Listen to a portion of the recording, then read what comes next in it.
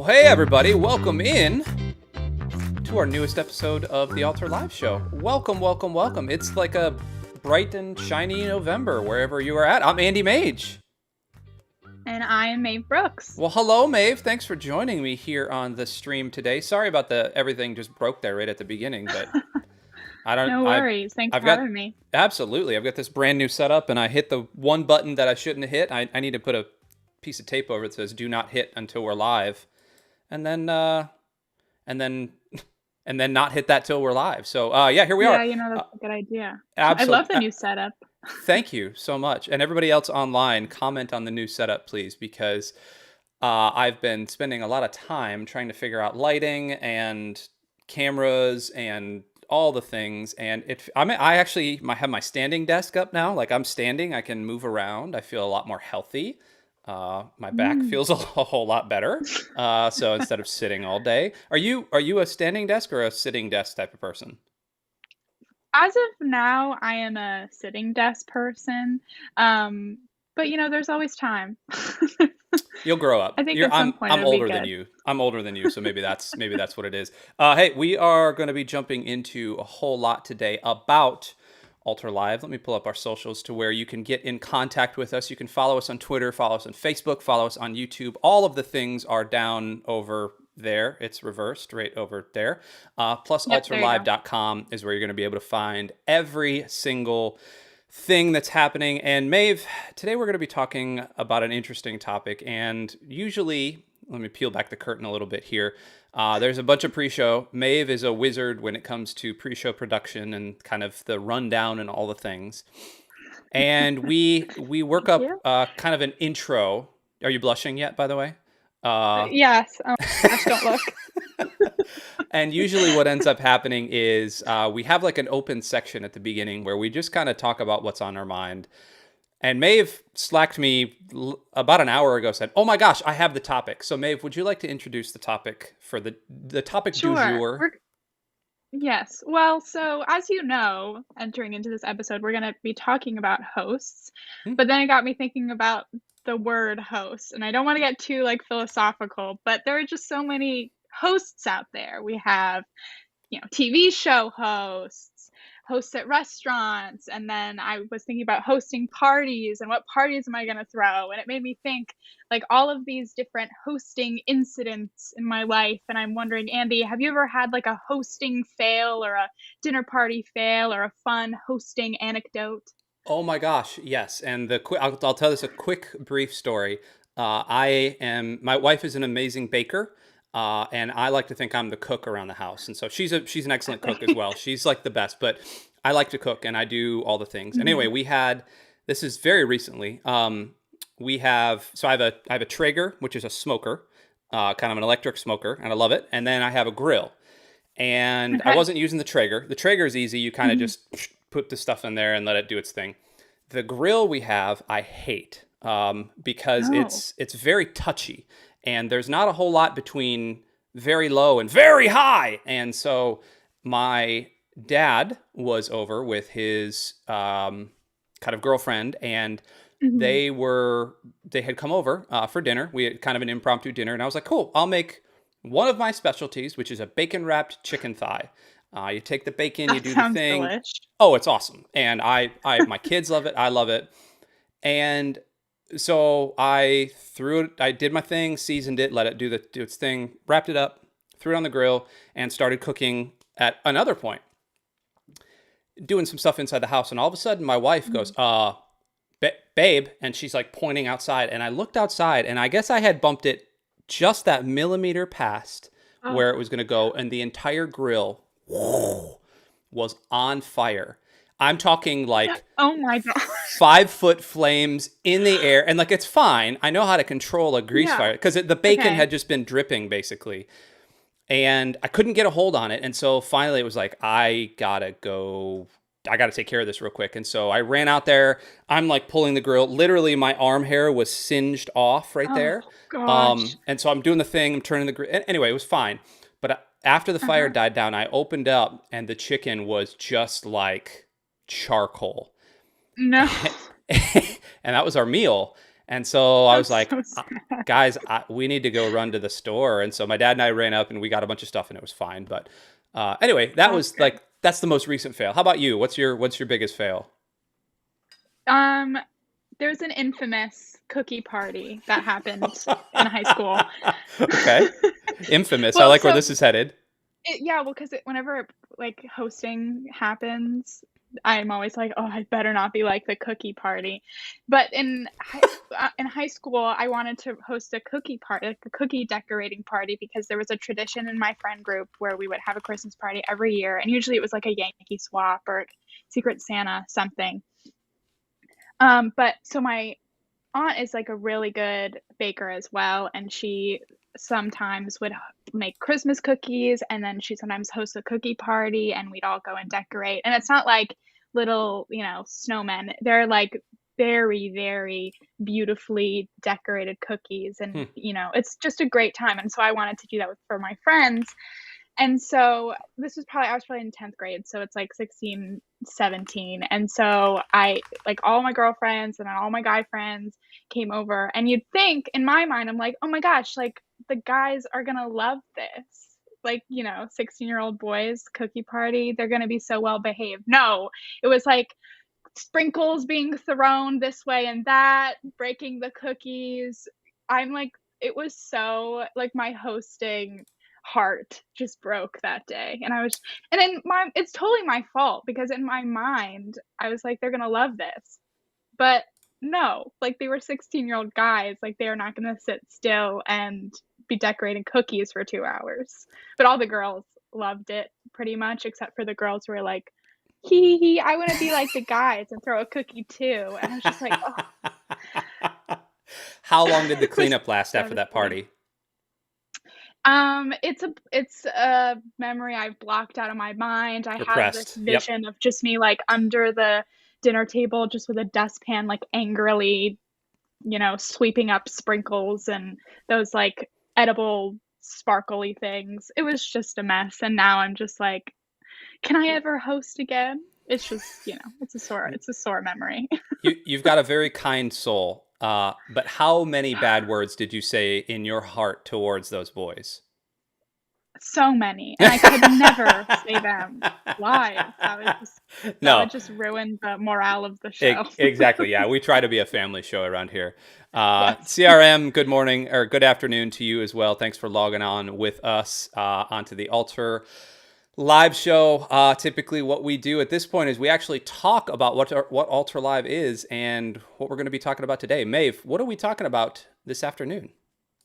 Yes. So we're talking about hosts and admins and greeters. But before we get into that, let me give you a little brief in- introduction to what Altar Live is. So, Altar Live is an online church platform specifically designed for faith communities to stream and host interactive and engaging events and services. So, Altar helps you get all your people together, where you can worship together in watch parties, socialize with other people at virtual tables, and even find private places to pray in rooms. There are just so many features that allow you to really connect and make those, be with your community, be with your Hmm. church community.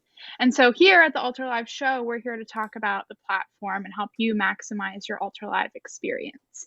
So we know firsthand some of the tips and tricks, and we want to share them with you. Absolutely. So today, we want to ask the big question: what are hosts and what are greeters? And more than that, you can hear my dogs freaking out because the doorbell just went off. Sorry about that, everybody. Uh, More importantly than what are hosts and greeters, how can you best utilize your hosts and your greeters? Hosts and greeters are really kind of key to events and tables and kind of one major piece of the Altar Live platform. And that one major piece of the Altar Live platform being the events. Hosts and greeters are what really make the trains run on time for you. They allow you as a leader to engage with your people. They allow really your people that are attending your event or sitting at a table and have their cameras turned on to really feel like they're one with the event, one with your church, one with your organization, one with whomever is using your platform. And so both hosts and greeters can do a bunch of things. Maeve, do you want to tell us what hosts and greeters can do while I pull up this screen share thing over Sure. here? Sure. So both hosts and greeters can start the event by clicking Go Live, which is in the top panel, which I don't think you can see right now. Oh, because we're already live. There we go. Right, right, And then so you can send, and then they can send default messages to everyone who joins, to both anonymous and logged in participants. right. They can also chat with both logged in and anonymous participants. That's key when encouraging anonymous users to log in. They can move everyone from the lobby to the auditorium and back into the lobby, and they can remove a participant if, someone needs to be removed. Let's hope it never comes to that, but, Theoretically, it never you comes always to need that that. option. Right. And then hosts get a couple of additional permissions, so they can end events and table sessions for everyone. They can remove users from a table. Again, we don't want that to happen, but you need that option. And they can rename tables as well. Right. So, Andy, go oh yeah. ahead. I'm sorry. Do you want to walk us through assigning hosts and greeters? You know what, Maeve? I would be honored to do that. Let me go back to this event here. Give me 1 second. I've got a bunch of windows in the way here. So with my new setup, I still haven't really optimized where everything actually lives on my desktop. So bear with me here. It is a beautiful setup, though, so we Listen, can appreciate that. all the colors, all the things that are happening around me. So the assigning your hosts and greeters can only happen in the edit mode of your event. So it can't actually happen Right. in this area. And that's for a couple of different reasons, but that's so that you as the admin or the kind of the host that's setting everything up know what's going on. So you can see here we have the Ultra Live show happening live. Let me zoom in just a little bit here. We have the Ultra Live show happening right here, Friday 5th. I'm going to hit the edit window. And when you are in the edit card, you can actually see right here, this second option says team. It used to say hosts in older versions of the platform. It said hosts. It said, I think it said hosts and greeters.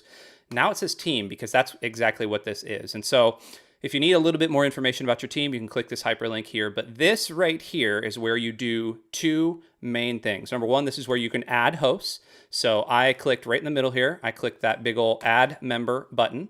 I'm going to click Maeve, or I'm going to type in Maeve Brooks. And Maeve, I'm going to make her one of our greeters. Now, one key thing here is that if this box next to that person's name is not checked, and you unfortunately can't see my arrow, but if the box next to this person, the box that I'm checking and unchecking is not checked, they are a greeter by default. It's only by clicking host that you make them a host. And that's important because sometimes we hear from people like, well, they couldn't move people from the place to the place. It's like, well, did you assign them as a host?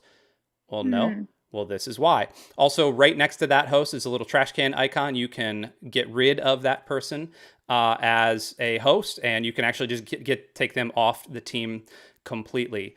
Now, one thing that we also like is down here, the greeting message. So Maeve earlier referenced the default greeting message.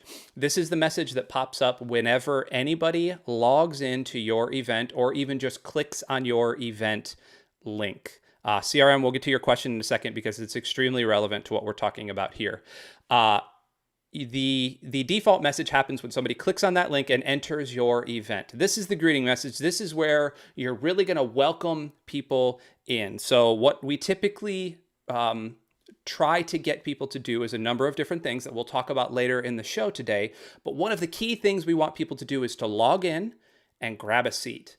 And that's to really start the engagement. So your default message is going to want to be something to welcome, if I can type in English, welcome to our amazing event today. Log in with your email or Facebook/Google logins, grab a seat, and let's chat. Boom. Love it. Now, whenever somebody clicks on that link, whoever it is, whomever it is, whomever it is, Yes, I think it it's is whom. Yeah. English. Yes. It's a fun language. Love Whenever that person actually clicks on that link, they are now going to see that default greeting message. So we're going to hit save changes, and now I'm going to go back into the event. Now, one quick warning, and this is just how the platform is set up. If the person who created the event, so technically the admin, if the admin does not join the event and there are no hosts associated with that event, the event will not be able to go live. And that's for a number of different reasons, but just keep in mind, and this is all throughout all of our support documents, and we walk you through that when you start to use the platform. If the admin is not present and if there is no host present, you cannot go live with that event. Okay, cool. Now that we got that out of the way, let's talk about engagement. Let's talk about all of our engagement tactics. And as we do it. Do this, let me pull up point number 3. Boom! Engagement tactics with the smiley face. Love it. You like that? Love That's a fun time too. So Maeve, I already introduced kind of one of the engagement tactics, that being the default. Whoops, I just destroyed our thing. Our default chat message. What's another kind of engagement tactic that we see commonly being used in Alter Live? Right. Well, it still actually has to do with chat. So as a host or greeter, the key is engagement. It's getting people to take a seat, be engaged, feel a part of the community. Like, it can be really, really daunting when you enter a new community not knowing everyone. But if you have that host or greeter reach out to you personally or in the general chat, they'll just feel a little bit more welcome. So let's start with something really basic. We talked about it a little bit already, the chat. We're all familiar with the chat. So in Alter Live, there are 2 kinds of chat. We have the general chat, which Andy is typing in right now, and which is, everyone can send a message, everyone sees it. This is where you get your messages from the hosts, all that good stuff. In other words, it's visible to the entire audience. Then you have my chat, which kind of works as, well, it does work, doesn't kind of work. It works as the direct messaging feature. So these are private conversations visible for only you and the person that you're messaging. So this would be a great opportunity for the host to, see if I see Andy not sitting down, or I can just sense that he's a little nervous just by the picture in his profile. I can reach out to him and say, "Hey, Andy, so glad you're here. If you need anything, let me know and I can help you. And if you feel comfortable, take a seat. We're so glad that you came to church today."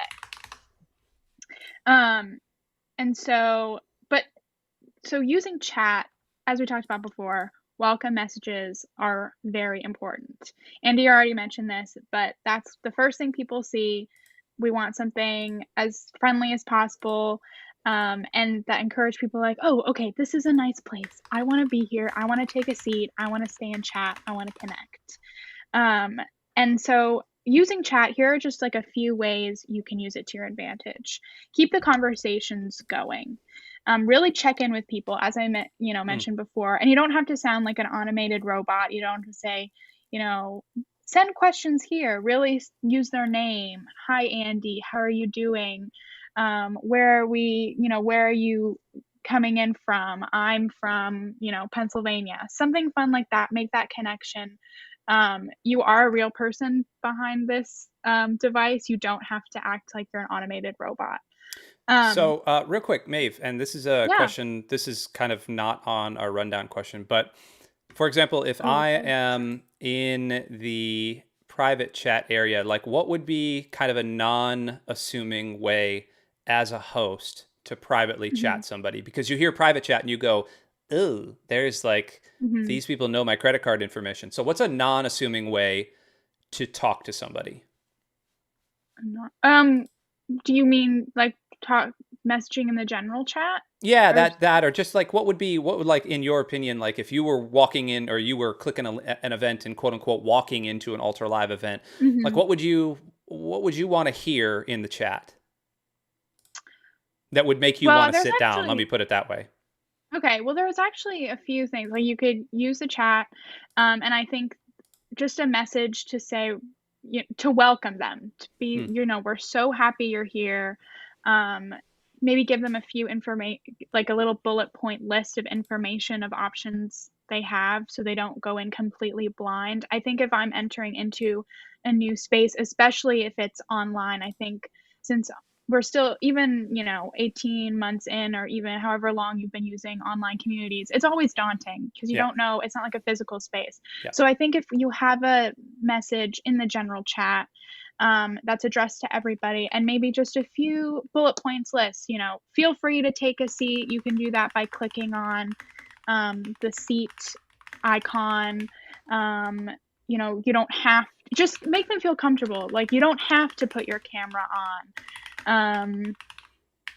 We're so glad you're here. I think it's really all about, it sounds really basic, but it's all about making people feel welcome and a part of the community, and that you notice them. But if they don't want to be noticed, they can still hang out in the back, or they don't even have to take a seat if they don't want to. Yeah. We'll talk about this a little bit later, but uh, this really is about making people feel part of a community, and it's something to work at. You're not going to get people to respond right away, and that's okay. Yeah. 100%. The other thing that I've noticed in the chat, and this is just kind of a use case scenario, is that in the event view itself, it is extremely helpful for whatever event is happening to have some sort of tie-in to Altar Live. And that's going to be tough for a lot of events, but I know for like the church that I pastor over, it's extremely helpful for me to be able to look into the camera before everything starts and say, "Hey everybody, we are so happy you're here. If you are joining us on Altar Live, we would love to get the chance to know you. So take a moment, log in, and if you are logged in, grab a seat. Grab a seat next to somebody that you know, grab a seat next to somebody you don't know. And here's a question that we could be talking about." And immediately you are feeding into that conversation, which we're going to talk about the questions with polls in just a second. Yes. But right off the bat, you as the leader, you as whomever you are looking into a camera and you're talking to that one person. Because you have to remember, this is not on the other side of all these screens are not large groups of people. It's usually one person, possibly two, but most of the time it's one person. And so you have to remember that you are talking to that one person. Now, CRM had a question. We're going to take them out of order a little bit. Let me get rid of my engagement tactics. But the question is, you can't chat with anonymous attendees, right? So CRM, you can chat with anonymous attendees. So anonymous attendees get assigned a random name, and it's usually like a color and an animal, or Salmon wombat. or something. It's like a color and Like an that. animal. I can't remember the naming convention off the top of my head, but you can chat with them, and you can privately chat with them as well. And this does a couple of things. Number one, this allows you to kind of start to break those walls down a little bit and really introduce yourself to people. But it also allows them to introduce themselves to you, because you as the leader, the host, the greeter, whatever you are, you want to make sure that the people there know you're just not an automated system, and that you are an actual live human being, and you are there serving the church, serving the community, serving the organization, serving whatever you're doing. You are a person with a heart that actually cares about them. So we gave you the ability to chat, just text chat, with anonymous attendees. There is the second step that you have to take to be able to turn your camera on, and that is create a login and make sure that you have a name and an email address associated with it. And that's just for security purposes. We definitely don't want certain things happening that have happened on the internet with people, and gross things happening in Zoom chats and things that we've all seen that we don't need to go through. So hopefully that answers that question. All right, I talked for long enough. Maeve, what else have we got? Yeah, so one last thing for using chat. This is something that is actually really important, and people don't even think about it often. So I think sending messages and questions in the general chat during the service is really important. Like, we all know the welcome message, we all know the farewell message, but you might think like, okay, is it appropriate to be sending messages during the service? The answer is yes, because online church doesn't have any rules. If you think of all of the usual structure of a church and just throw it out the window, and that's in a fun way. Don't be afraid to mix it up. That's Some good. really fun ideas are sending questions correlating with the sermon to Mm, get people thinking. You could be sending little messages during the sermon, commenting on the message, the worship, maybe repeat a favorite line from the worship song that is playing, cite mm, a scripture verse, something to get people engaged and to respond to, even if it's just something really short and sweet, like, oh my goodness, I love this song and I resonate with that verse. How about you guys? Just to keep the conversation going. mm, Because even though you don't necessarily talk in church, there are moments that I've been in church with my family and I recognize a verse because we just talked about it at the dinner table, and I'll nudge my mom or nudge my sister. And that's a way to just, keep that community and to have those interactions that you sometimes miss when you're online. So mm. this is how you can do that through chat.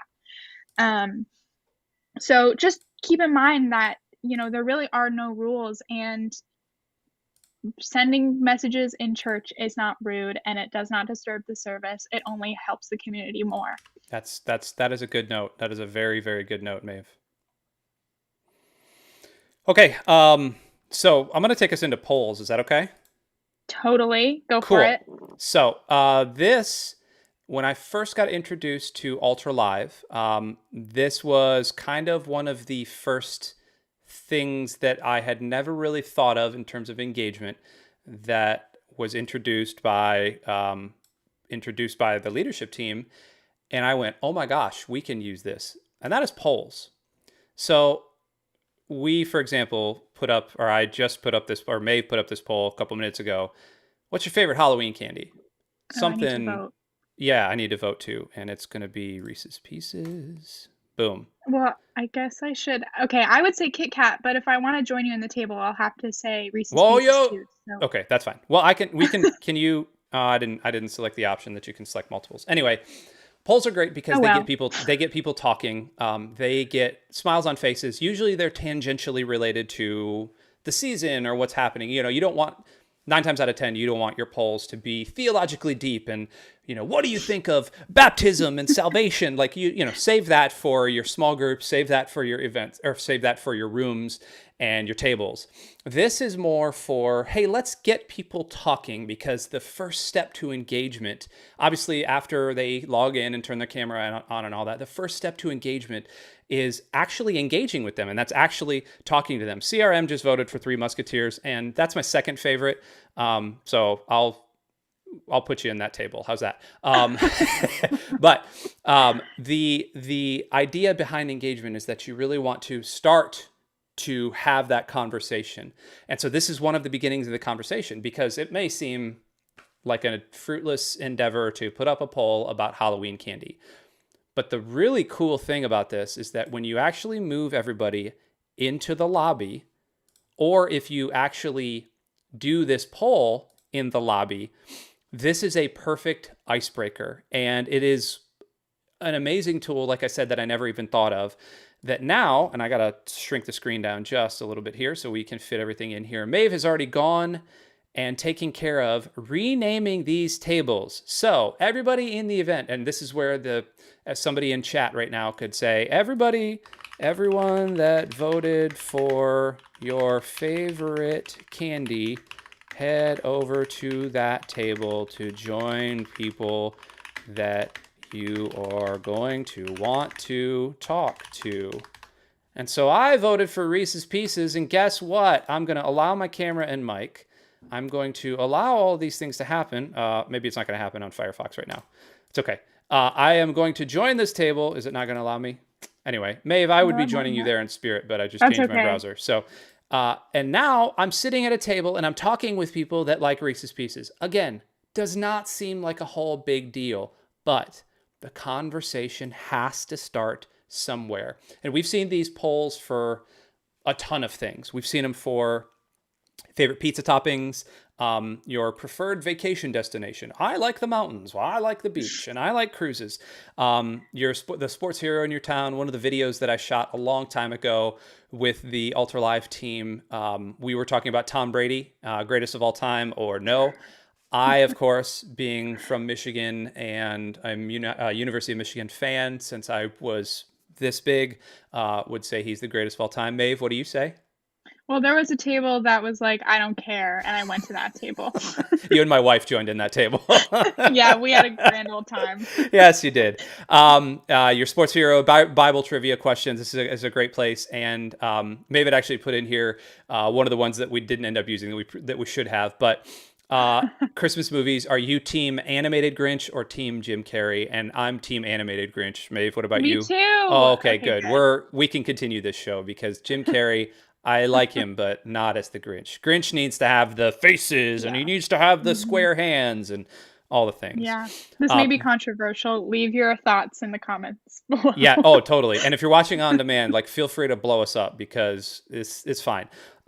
But this is where your engagement actually starts right here. Now, CRM had a question about, and let me put this up. Can the host move everyone into a room directly from an event, or must they pass through the lobby tables? And they have to pass through the lobby to get to the rooms because those two things are tied closely. Now, you can, and there is a kind of a workaround here, you can actually turn on no tables and just rooms so that when you are in an event and you actually hit the option to move people into, and I gotta pull this thing up. CRM says animated, which okay, we're good. We're on the same page. Animated for the win. But in your event setup, when you are actually setting up how many tables you want, you can hit 0 and then set up a bunch of rooms so that it simulates just moving from the event into rooms. So that's one workaround for you. If there are a lot of churches and a lot of event organizers that want to move people from an event directly into the breakout room and not have people get lost along the way. And so that's the way you would do that. You would go into your edit and let me see if I can do this right now. Just kind of on the fly, set up your space. You set up your number of rows, and then you can actually set up your rooms right here, and then you can just hit 0. Oh, you need to add at least 1. I'm sorry. You need to add at least 1. So there you go. That's how you would We simulate are all we that. are working on a feature actually Correct. of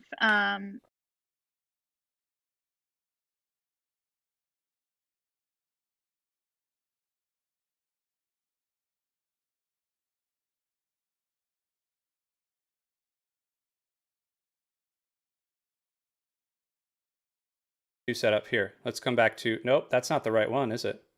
Everything's breaking. There we go. oh, And we're back. love it. Yeah, so we are working on that feature, so stay tuned. But as of right now, you do have to pass through the lobby. Yes. But things are in the works, so don't Yes. fret. I am not fretting. Okay, so anything on that, Maeve? Anything that I missed on that? No, that sounded great. Cool. Thanks. So, last little bit of tidbit that we wanted to talk about is the big thing, and that's getting Yes. people to take a seat. And this Yes. is the most important thing. Maeve, like This one's walk tricky. yeah, give us a few tips that you've kind of Yeah. This one's tricky, and we are still in the process of trying to find more ways.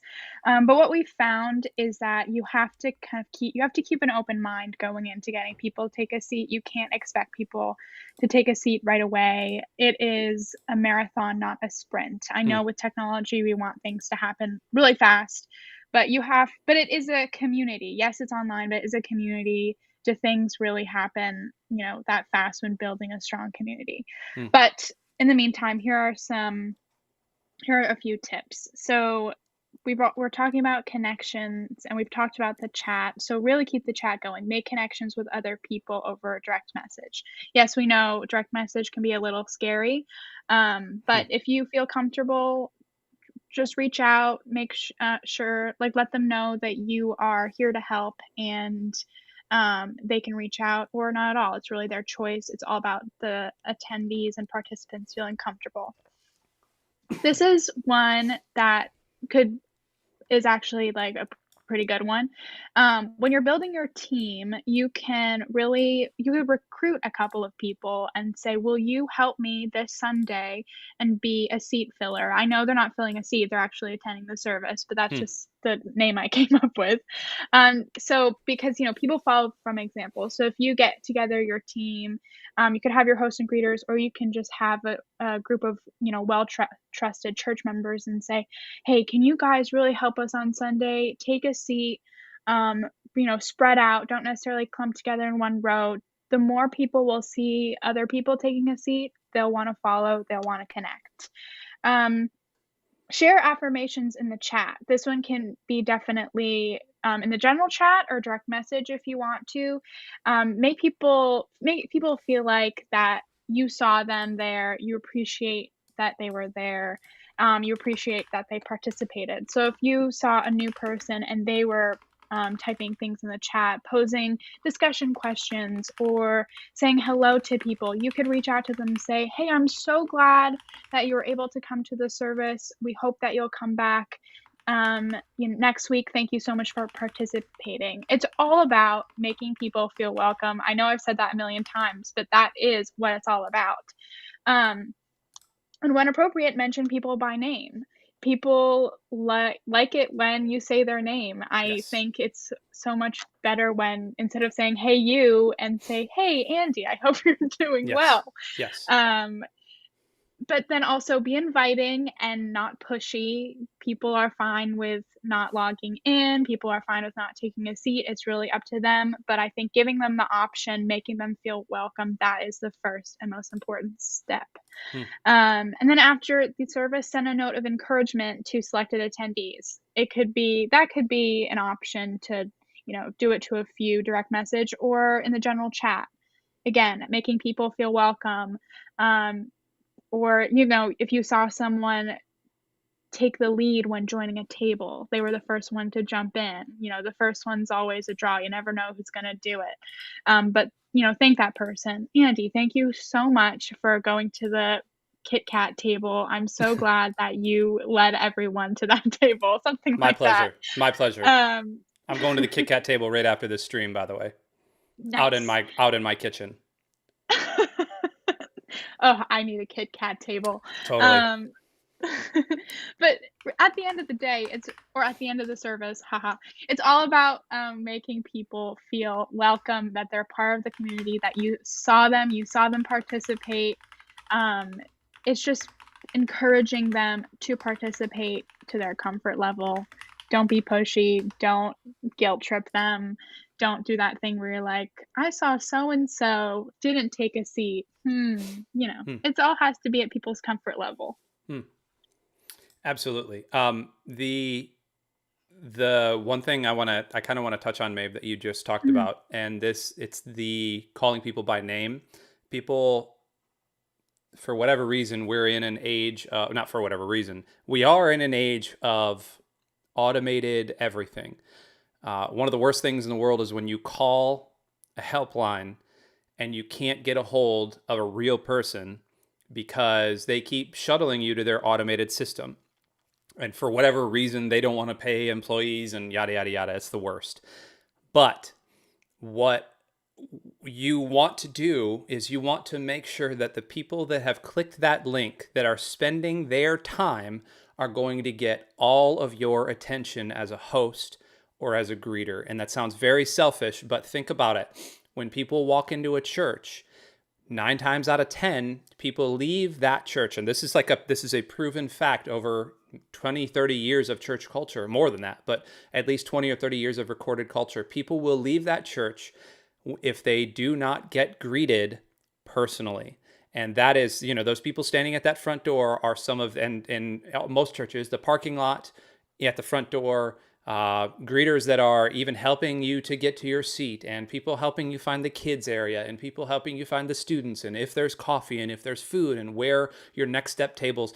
All of that personal touch is what makes this so important. And it's so, so difficult to do that in a world that's online, that's technical, and that is fully used to just being guided automatically. So if you as the host and you as the greeter can make sure that you are talking to that person specifically, even if it is just in chat, it's going to make a world of difference, and you're going to see an amazing return. And like Maeve said, it's not going to happen overnight. I've been at the church I've been at for 2.5 years, and it honestly took a worldwide pandemic to get a third of our people to even start talking online, let alone start engaging in Bible studies and start engaging in things that are not just, hey, I'm going to watch a service. So don't feel like you need to have all the answers tonight.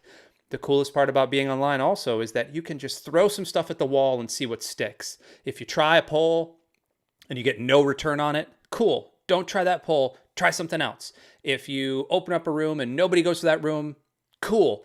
Close that room next time and try something else, because you're not investing anything other than a couple of button clicks and really 15 seconds of your time. So there's a ton of flexibility, and yet there's an amazing opportunity to make this personal.